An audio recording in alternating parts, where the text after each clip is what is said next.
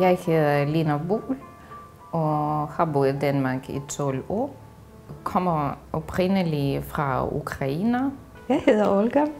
Jeg kommer fra Rusland. Og jeg har været i Danmark i 2 år. Og jeg er ikke min dansk. Jeg er mentee og Lina min mentor. Vi har mødt hinanden her i Verdens Kulturcenter. Da Elma Andersen tilbød mig at være mentor i projektet, der handler om integration af nykommende kvinder fra andre lande. Hvis mentor skulle være kvinder med den samme baggrund, så sagde jeg ja med det samme. Jeg kunne bidrage meget til projektet, fordi jeg ved godt, hvor hårdt det er at blive i Danmark de første år, hvor man ikke har et stort netværk og kender ikke de uskrevne regler.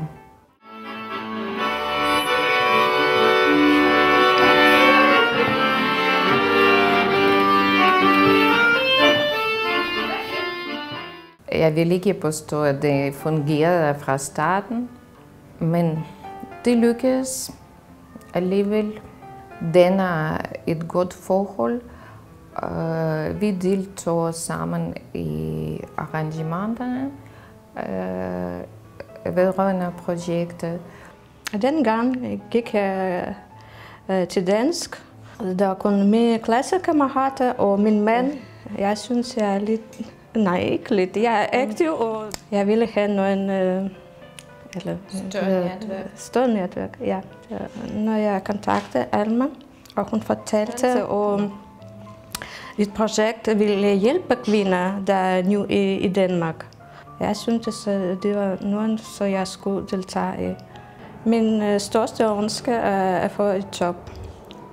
Jeg er uddannet økonom, men uddannet i Rusland. Og så, hvad skal vi gøre, hvor jeg kan få et job? Så jeg skal udvikle mit sprog. Vi besluttede, at jeg tager praktik. Eller Kommer i praktik på min arbejdsplads? Ja, fordi Lina arbejder med regnskab, økonomi og bogholderi. Så begyndte hun i praktik hos mig. Det gik ikke uden problemer. Der er selvfølgelig nogle gnidninger, der opstår, men vi kom godt ud af det. Jeg hjalp hende med at lære fagligt sprog på dansk, og hun var rigtig god til at analysere mit regnskab. Det er selvfølgelig mange ting uforståelige for en nykommende til Danmark. Olga er meget god til at give opgaver til sin mentor.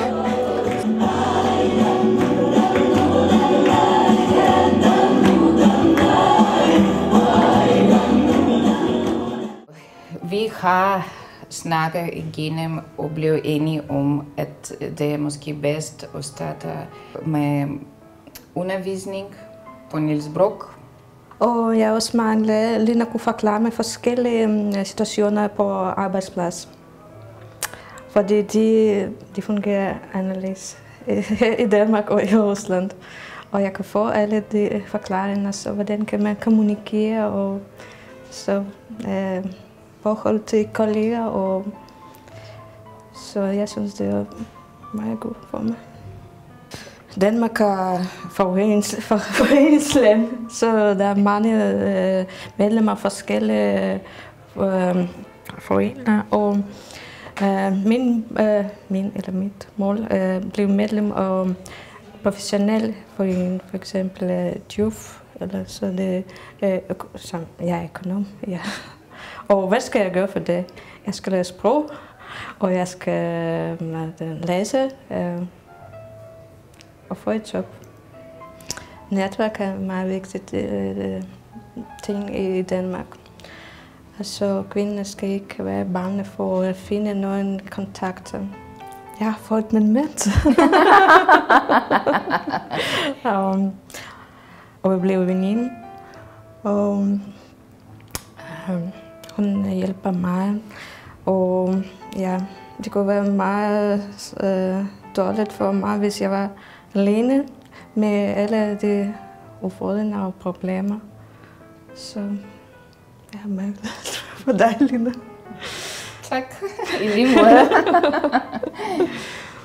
Da var jeg i Rusland, fik jeg en e-mail fra min mand, så han ville skilles. Jeg kunne ikke finde ud, hvad skal jeg gøre nu, og hvordan. Og jeg fik den største støtte fra Lina.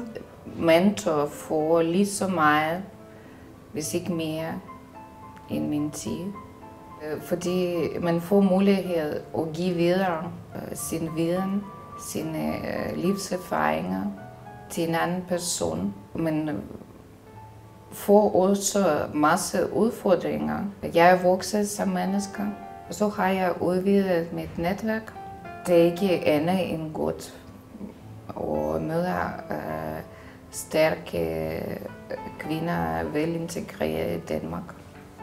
Jeg håber, tiden kommer, og jeg kan også hjælpe nogen, som Lina hjælper mig. Jeg kan se, at der er kun en minus, hvis den er slut. Projektet der er slut? Ja, det er en minus. Ja, det var ærgerligt.